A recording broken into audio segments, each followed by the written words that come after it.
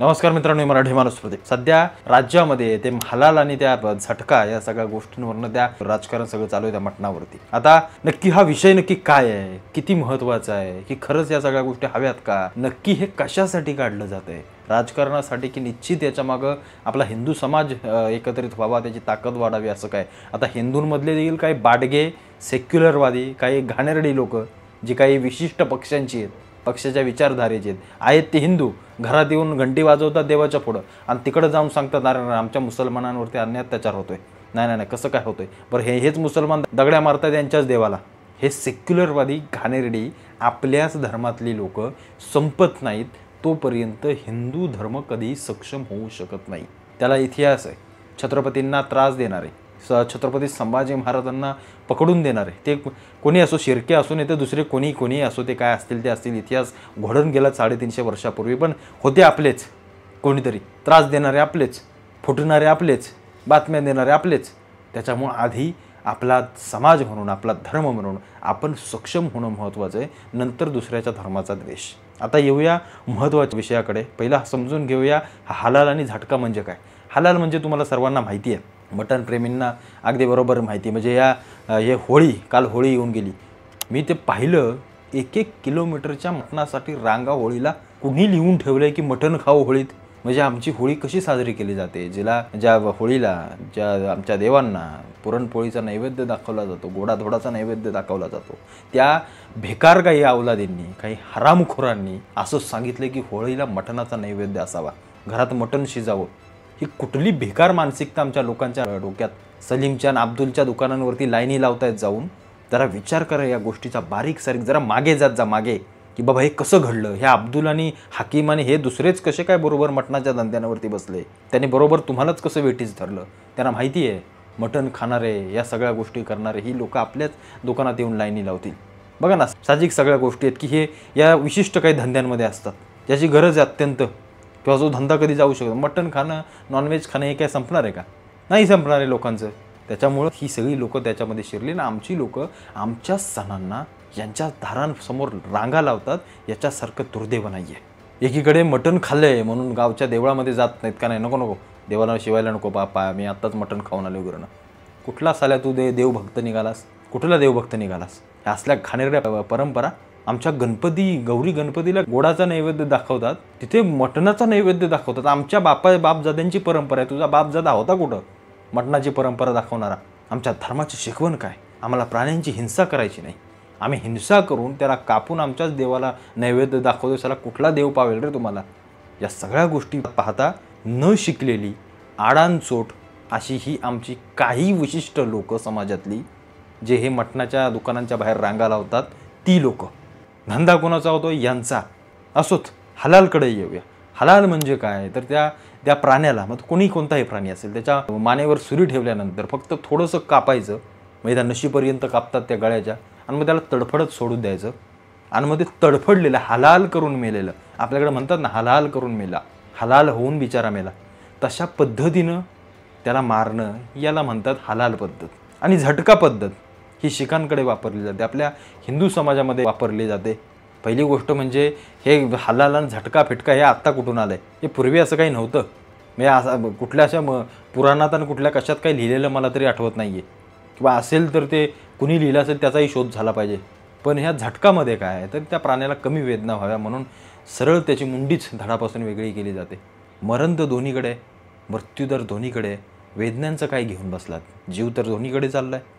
त्या वेदना कमी झाल्या म्हणून काय आम्ही पुण्य केलं म्हणून हे झटका फटका काय काढलं आहे, म्हणजे आपला मारून टाका लगेच, त्याला त्रास नको व्हायला, म्हणजे काय तुला काय पुण्य मिळालं का त्याची मुंडी उडवलीस म्हणून, की हलाल करून मारला म्हणून त्याला काय पुण्य मिळालं. कोणताही धर्म हिंसा शिकवत नाही, आणि जो धर्म हिंसा शिकवतो तो धर्म नाही. ही सगळ्यात महत्त्वाची गोष्ट आहे, हे प्रत्येक मानवजातीने लक्षात ठेवलं पाहिजे. कोणताही धर्म सांगत नाही हिंसा करा, कोणताही धर्म सांगत नाही कोणाचा मृत्यू करा, कोणाच्या मानेवरती सुरी फिरवा, कोणाला मारून टाका. आणि जो हा धर्म सांगत असेल तो धर्म कसला, तो कसली शिकवण देतोय, ते कसलं अध्यात्म, जो दुसऱ्याचा जीव घ्यायला सांगतोय, जो दुसरा हलाल करून तडफडल्यानंतर त्याची जी काही हे असेल ती मला पोहोचते, असा सांगणारा देव आणि असा सांगणारा धर्म कोणता. आम्ही कशाच्या मार्गाने जातो याचा विचार आम्हाला जरा केला पाहिजे. हे मल्हार असो नाही तर हे असो, ते काय ते त्यांचं हलाल सर्टिफिकेशन काय असो, त्या मुसलमानांचं हलाल असेल तरच ते विकत घेतात, नाहीतर घेत नाहीत. आता येऊया महत्त्वाच्या मुद्द्याकडे की हे मल्हार सर्टिफिकेशन असणं का महत्त्वाचं आहे, का ते हिंदू समाजानं घ्यावं, का त्याच दुकानातून हिंदू लोकांनी मटण चिकन घ्यावं. त्याच्यामागं अत्यंत महत्त्वाची गोष्ट आहे, ती मी तुम्हाला सांगतो. मागे काही दिवसांपूर्वी एक मी व्हिडिओ पाहिला होता, ज्याच्यामध्ये एक मौलवी त्यांच्या सर्व लोकांना सांगत होता की अंबानी मोदी के साथ रहता है, इसलिए इसका सिम नहीं खरीदने का. ह्याचं सिम कार्ड नाही घ्यायचं, हिंदूंचा धंदा नाही करायचा, आपला पैसा आपल्याच मुसलमानाकडे आला पाहिजे, आपला पैसा आपल्याच लोकांकडे आला पाहिजे. ही धारणा कोणाची आहे? त्यांची. ही धारणा त्यांची आहे. यांची पोरं मदरशात शिकली पाहिजेत. मदरशात काय शिकली पाहिजेत? धर्माच्या सगळ्या गोष्टी शिकल्या पाहिजेत, कट्टरतावाद शिकली पाहिजेत, जिहाद शिकली पाहिजेत. ही यांची धारणा आहे. आता या सगळ्या गोष्टीतून फायदा काय होतोय, नुकसान काय होतोय ते जरा पाहूया. तर याच्या खोलात जाऊया. म्हणजे आपल्या लोकांना काय असतं, वरवरचं सगळं बघतात. आपल्याला काय अब्दुलचं मटण खा नाही तर हकीमचं खा, आपल्याला मटणच तर खायचं आहे. अब्दुलची बिर्याणी खा, मग तो थुकतोय त्याच्यात की काय करतोय. म्हणजे साले एक गोष्ट झाल्यानं समजून घ्या थोडंसं. मी तुम्हाला खरोखर सांगतो, जरा विचार करा. तुम्हाला माहिती आहे का, मुसलमानांच्या मध्ये अन्नामध्ये थुंकणं आणि दुसऱ्याला बाटवणं हे त्यांच्यामध्ये पवित्र मानलं जातं. याचा अर्थ तुम्ही ज्या ज्या ठिकाणी खाताय ना, ते आता कोण करत असेल कोण नसेल, पण सहसा समजून जा की ते तसंच असतं. थुंकणं हे ते काय उगच नाही थुंकत, ते काय घाण करायची म्हणून थुंकत नाहीत. त्यांच्या ती धर्मातली गोष्ट आहे, त्यांच्या धर्मातली ती शिकवण आहे की थुंका आणि समोरच्याला द्या, दुसऱ्या धर्मातल्याला. आता ते काय करतायत, त्यांच्या डोक्यात मदरशात तेच टाकलं असेल तर ते थुंकणारच, ते करणारच. तुम्ही खाताय चवीने हैदराबादी बिर्याणी, वाह काय आमच्या अब्दुल चाच्याची हैदराबादी बिर्याणी खा. त्याच्याला अब्दुल चाचा हागलाय थुंकलाय, तुला काय घंटा माहिती आहे? तू खातोयस आपला वडतोयस अब्दुल चाच्याचं चिकन असोत. ही सगळ्यात महत्त्वाची गोष्ट काय आहे, हा जो हलाल सर्टिफिकेशन आहे, जिथं मुस्लिम समाज फक्त त्यांचा पैसा त्यांच्याच समाजाकडे घालवतोय, पण इथं एक गोष्ट अशी घडते की हिंदू सगळ्या समाजाचा पैसा देखील मुस्लिम समाजाकडे जातोय. आता तो जाण्याबद्दल वाद आहे का? नाही. धंदा, उद्योग, धंदा, व्यापार हा तिथे ज्याच्यामध्ये जात धर्म कुठली काही गोष्ट नसते, ज्याच्यामध्ये जात धर्म सगळ्या गोष्टी हा पैसा असतो. हे तुम्ही म्हणताय, हे आपण म्हणतोय, सर्व धर्म समभाव हे आपण म्हणतोय. ते म्हणतायत का? नाही. तुम्ही गेलेला पैसा दगड गोळा करण्यात जातोय. अचानक शहरामध्ये दंगल घडली की कुठनं येतात टेम्पो ट्रक भरून दगड वाळू विटा, त्याच्यासाठी पैसा चालला आहे. हा पैसा वक्फच्या कामांसाठी चालला आहे, जिथं हिंदू लोकांच्या जमिनी घेतल्या जातात. हा पैसा लँड जिहाद करण्यासाठी जातोय, जिथं तुमच्या गडकिल्ल्यांवरती मदरसे मशिदी उभ्या केल्या जातात. हा पैसा धर्मांतरण करण्यासाठी जातो, जिथं तुमच्या मुलीबाळींना फसवून ज्यांना लव जिहादचे बळी करून त्यांना मारलं जातं, त्याच्यासाठी पैसा जातो. हा पैसा कुठल्या सत्कर्माला जात नाही आहे.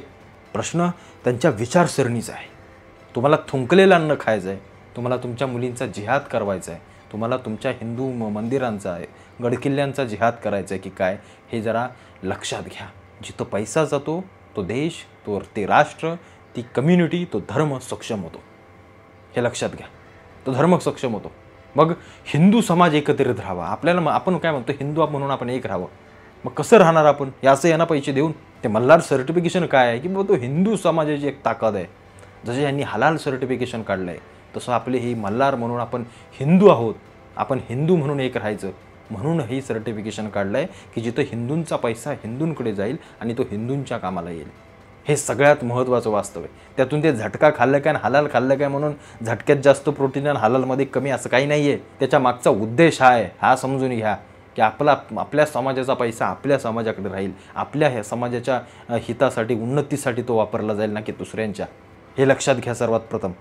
आणि आज ते होतं आहे, आज काहीतरी बदलतं आहे. आणि बदल घडतोय तर काही सेक्युलरवादी अवलादी बांडगुळं जे आपलीच खातात ते त्यांच्या बाजू घेत आहेत, की जातीत तेढ निर्माण करायला लावतात आणि सगळ्या गोष्टी करतात. तुम्ही साल्यानं केलं ते नाही झालं का? म्हणजे वक्फ बोर्ड जमिनी घेतोय ते योग्य आहे यांच्यासाठी. ते आमचा वक्फ कसं काय तुम्ही रद्द करता? मायनॉरिटी संपवायची का देशातून? मग मायनॉरिटी मेजॉरिटीच्या खुटा घालते, ते चालतंय का तुम्हाला? गोरगरीब शेतकऱ्यांच्या जमिनी घेऊन आणि मंदिरं बळकावून आणि सगळ्या गोष्टी करून ते नाही. ते करतायत ते श्रद्धा आणि आम्ही करतोय ते अंधश्रद्धा आहे का? माझं आव्हान आहे तमाम हिंदूंना, हे मल्हार सर्टिफिकेशन आणि हिंदूंकडूनच व्यवहार करा. तुमचा एक रुपया हिंदूंकडे जाऊ द्या. तुम्हाला आज नाही कळणार, येणाऱ्या काळात याचे दुष्परिणाम अनेकांना भोगावे लागणार आहेत. तुम्ही हिंदू म्हणून एक राहिला नाही म्हणून तुमचं काश्मीर तुमच्या हातातून गेलं. तुम्ही हिंदू म्हणून एक राहिला नाही म्हणून या देशाची फाळणी झाली.